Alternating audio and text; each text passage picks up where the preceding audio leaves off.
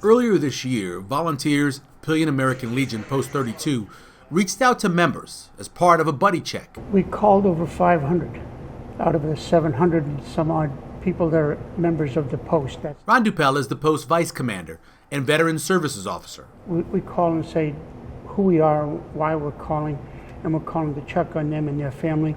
Oftentimes we had to leave a message. We had 5 or 6 people that we have called back and talked to them and made sure that services are there for them.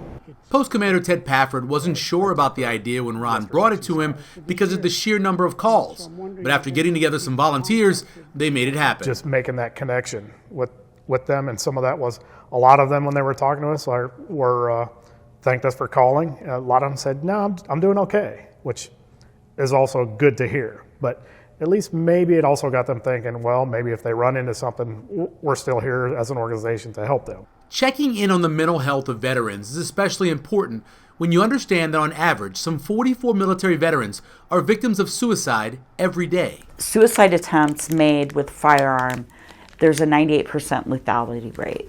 Gina Molis is the Community Engagement and Partnership Coordinator at the U.S. Department of Veterans Affairs. What we want to do is put time and space for that individual between them and whatever their lethal means they have access to.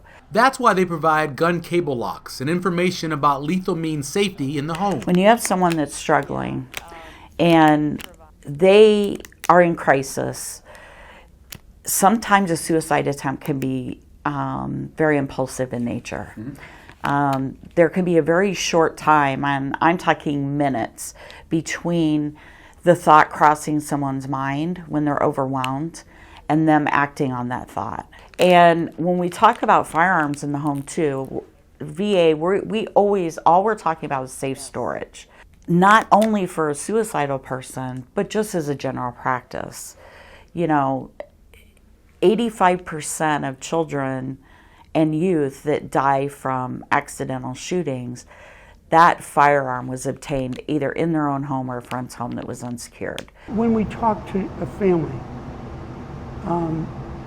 if a person is struggling, if a person is in need of mental health, or if the person has severe medical issues, we ask the family if they have weapons, and we offer the services, for instance, of gun locks. Ron says some states work with local gun ranges to store a person's weapons if they're struggling with mental health. And Donna's law would let people put themselves on a do not sell list for guns.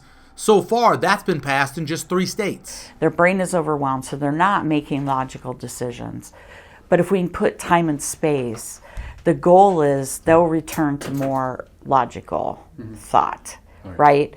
Rethink it. But also, it will prevent them from having a suicide attempt right that moment.